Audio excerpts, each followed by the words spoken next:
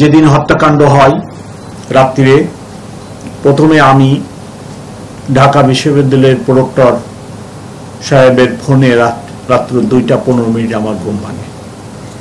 আমার মোবাইল সেটে আমি প্রথম খবর পাই। তৎক্ষণাৎ ডিসি রমনাকে আমি ফোন করি। সে এই হত্যাকাণ্ডের যারা জড়িত তাদের ধরার জন্য তখন ব্যস্ত ছিল। পরবর্তীতে নানা ধরনের গ্রুপ নানা ধরনের কথাবার্তা বলে, তো আমরা সবাইকে আশ্বস্ত করি যে আপনারা ধৈর্য ধরেন, ঢাকা মেট্রোপলিটন পুলিশ কাজ করছে, আমরা অনতিবিলম্বে এই ঘটনার রহস্য উদ্ঘাটন করতে সক্ষম হব। গত 13 মে তারিখ রাত অনুমান 11:45 ঘটিকার ঢাকা বিশ্ববিদ্যালয়ের মেধাবী শিক্ষার্থী SM শাহরিয়ার আলম সাম্য সোহরাওয়ার্দী উদ্যানে কতিপয় দুর্বৃত্তের হাতে নির্মমভাবে খুন হন। ঘটনা সংক্ষিপ্ত সংবাদ প্রাপ্তির পরপরই ডিসি রমনা সহ শাহবাগ থানার পুলিশ ঘটনাস্থল পরিদর্শন করেন। ঢাকা বিশ্ববিদ্যালয়ের প্রক্টর মহোদয়ের নিকট থেকে ঘটনাটির সংবাদ প্রাপ্তির সাথে সাথেই আমি সংশ্লিষ্ট সকল পুলিশ কর্মকর্তাদের ঘটনাটির সর্বোচ্চ গুরুত্বের সাথে তদন্তের নির্দেশ প্রদান করি। আপনারা অবগত আছেন, চাঞ্চল্যকর এই হত্যাকাণ্ডের ঘটনায় একটি হত্যা হয় এবং ঘটনার রাতেই পুলিশ ঘটনার সাথে সংশ্লিষ্ট 3 জনকে রাজধানীর বিভিন্ন জায়গা থেকে আহত অবস্থায় করে। ঘটনাটির গুরুত্ব বিবেচনায় আমি নিবিড় তদন্তের সাথে মামলাটি ডিবিতে স্থানান্তর করি। পরবর্তীতে বিজ্ঞ আদালতের মাধ্যমে ধৃত 3 আসামিকে রিমান্ডে নিয়ে জিজ্ঞাসাবাদ, প্রাপ্ত গোয়েন্দা তথ্য ও প্রযুক্তিগত বিশ্লেষণের মাধ্যমে ঘটনাস্থলে সরাসরি উপস্থিত ও হত্যাকাণ্ডে অংশগ্রহণকারীদের শনাক্ত করা হয়। আসামিদের গ্রেপ্তারের লক্ষ্যে কক্সবাজার, মুন্সিগঞ্জ ও ঢাকা মহানগরীর বিভিন্ন এলাকায় ডিবির একাধিক দল ধারাবাহিক অভিযান পরিচালনা করে। এ সংক্রান্তে আরো 8 জনকে গ্রেপ্তার করে। গ্রেপ্তারকৃত হলেন রাব্বি, কবুতর রাব্বি, 2 মেহেদি, 3 পাপেল, 4 রিপন, 5 সোহাগ, 6 রবিন, 7 হৃদয়, 8 সুজন সরকার।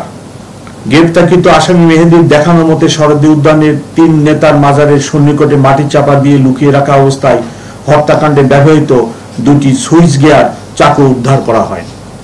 গ্রেপ্তারকৃত আসামিদের মধ্যে এখন পর্যন্ত 2 জন ফৌজদারি কার্যবিধি 164 ধারা অনুযায়ী বিজ্ঞ আদালতে স্বীকারোক্তিমূলক জবানবন্দি প্রদান করে। এই ঘৃণিত হত্যাকাণ্ডে জড়িত আসামিদের দৃষ্টান্তমূলক শাস্তির লক্ষ্যে সুষ্ঠু তদন্ত নিশ্চিত করা হচ্ছে। সম্ভাব্য দ্রুত সময়ের মধ্যে মামলাটি তদন্ত প্রতিবেদন বিজ্ঞ আদালতে দাখিল করা হবে এবং আমাদের পক্ষ থেকে দ্রুত গতিতে এই বিচার কার্য সম্পন্ন করার জন্য সকল উদ্যোগ আমরা গ্রহণ করব। সকলকে অনেক ধন্যবাদ। স্যার বলেছেন যে রাত 11:45 সময় সোহরাওয়ার্দী উদ্যানে একটি মোটরসাইকেল থেকে সাম্য এবং তার 2 বন্ধু সোহরাওয়ার্দী উদ্যানের মধ্যে যায়।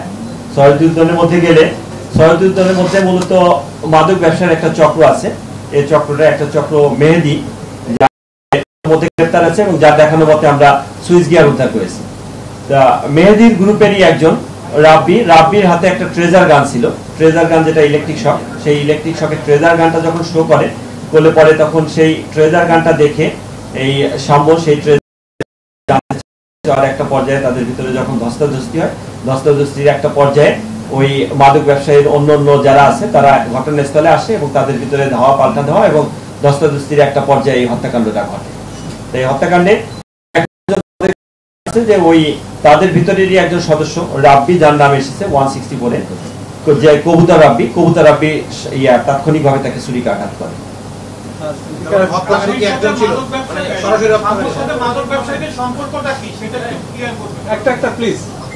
এখানে মূলত যেটা যে ঢাকা বিশ্ববিদ্যালয়ের পাশে যে সোহরাওয়ার্দী উদ্যানের ভিতরে আপনারা জানেন যে অনেক ফুড কোর্ট, খাবারের দোকান আছে এবং সেখানে রীতিমতো স্টুডেন্টরা যায়, বাইরে থেকেও লোক আসে এবং অনেক রাত পর্যন্ত সেখানে খাবারের থাকে। তারই ধারাবাহিকতায় আমরা আপাতত যতটুকু পেয়েছি তাতে সাম্য এবং তার 2 সহপাঠী ভিতরে তারা খাবারের জন্য যায়। খাবারের জন্য গেলে তাৎক্ষণিকভাবে ঘটে যাওয়া একটা ঘটনা, ট্রেজার গানটা শো করলে পরে তাদের কাছে সন্দেহ হয়, সন্দেহ হলে তখন তার এই বিষয়টা কি জিনিসটা দেখার জন্য এবং তার কাছ থেকে সেটা নেওয়ার জন্য যখন তাকে চ্যালেঞ্জ করে, তার কাছে যায়, কাছে গেলে পরে তখন তাৎক্ষণিকভাবে তারা এই ঘটনাটা ঘটায়।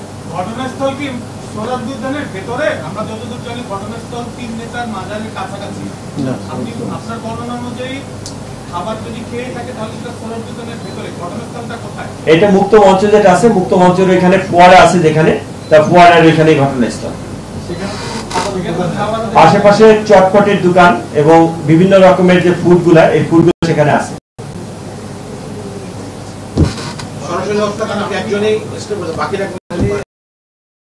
এখানে মারামারি হয়েছে, মারামারির একটা পর্যায়ে সেখানে আরো অনেকেই আহত আছে। যেমন প্রথম অবস্থায় যে 3 জন আমাদের কাছে আসে, 3 জনের ভিতরে তামিম নামে একজন, তার মাথায় ইটের বাড়ি দেওয়া আছে। তারপর সম্রাট নামে একজন, তার বাম সাইডের পায়ে চাকুর আঘাত আছে এবং আরেকজনের চোখে আঘাত আছে। পলাশ নামে আরেকজন, তার চোখে আঘাত আছে। মারামারি মোটামুটি যেখানে ওখানে ছিল তখন ধস্তাধস্তির এক পর্যায়ে অনেকেই আহত হয়। এটা এখনো তদন্ত কার্যক্রম এখনো চলমান আছে। তাৎক্ষণিকভাবে ঘটে যাওয়া একটা ঘটনার প্রেক্ষিতে হত্যাকাণ্ড আপাতত আমাদের তদন্ত এই পর্যায়ে পর্যন্ত আছে। তাই এই নেপথ্যে আরো কোনো ঘটনা আছে কিনা, অন্য কোনো বিষয় আছে কিনা সেটা নিবিড় ভাবে দেখা হচ্ছে। সামনের সাথে যারা ছিল তাদের সাথে আমরা একাধিকবার কথা বলেছি এবং তাদের সহ আমরা প্রিয় ভিজিট করেছি, তারাও আমাদের সঙ্গে গিয়েছেন এবং আমাদের সাথে বিভিন্ন সময় তদন্তের বিভিন্ন কিছুতে যখন আমাদের তথ্য দরকার হয়েছে তখন তাদের সাথে কথা হয়েছে। তদন্তকারী কর্মকর্তা, সুপারভাইজিং অফিসার এবং ঊর্ধ্বতন অনেক কর্মকর্তার সাথে তাদের কথা হয়েছে। এই ঘটনায় এখন পর্যন্ত কতজনকে আপনারা অ্যারেস্ট করেছেন এবং এই ঘটনায় কতজন জড়িত আছে? আর এছাড়া মাদক কারবার কিন্তু এখনো চলে। আমরা যে ফলো আপ রিপোর্ট করতে গেছি এখনো দেখি মাদক কারবার সেখানে চলে। আপনাদের পুলিশের পক্ষ থেকে এখন পর্যন্ত তেমন কোনো উল্লেখযোগ্য ব্যবস্থা এটা যেটা বলেছেন, আমরা তদন্ত করতে গিয়ে আমরা যেটা দেখেছি যে সোহরাওয়ার্দী উদ্যান ওদের কথিত ভাষা যেটা গ্রিপ বলে, গ্রিপ মানে 3টা ভাগে ভাগ করা। একটা গ্রিপ হলো 3 নেতার মাজারের এই সাইডে, একটা মাঝখানে আর একটা ছবি এবং 3টা গ্রিপের 3টা গ্রুপ সেখানে দায়িত্বরত আছে এবং তারা মাদক ব্যবসা করে। এটা আমাদের তদন্তে প্রাথমিকভাবে উঠে এসেছে। তো একটা গ্রুপের দায়িত্বে মেহেদির গ্রুপের ম্যাক্সিমাম অর্থাৎ যে 8জনই মেহেদি একটা গ্রুপের নেতা, দলনেতা এবং মেহেদি মূলত এই সুইচ গিয়ার গুলা সাপ্লাই দিয়ে থাকে এবং তার একটা কালো ব্যাগে করে ঘটনার দিনে ব্যাগে করে সুইচ গিয়ার আনে, তাৎক্ষণিকভাবে সে সদস্যদের ভিতরে সেটা ডিস্ট্রিবিউশন করে এবং ট্রেজার গান আছে, ট্রেজার গানগুলো ডিস্ট্রিবিউশন করে। পাশাপাশি একই রকমের এই অস্ত্র শস্ত্র সহ আরো 2টা গ্রুপে আরো 2 গ্রুপ তারা তাদের কার্যক্রম করে, এটা আমরা জানি। এটা যেটা হলো যে ওই গ্রুপগুলোয় আমাদের কার্যক্রম চলছে।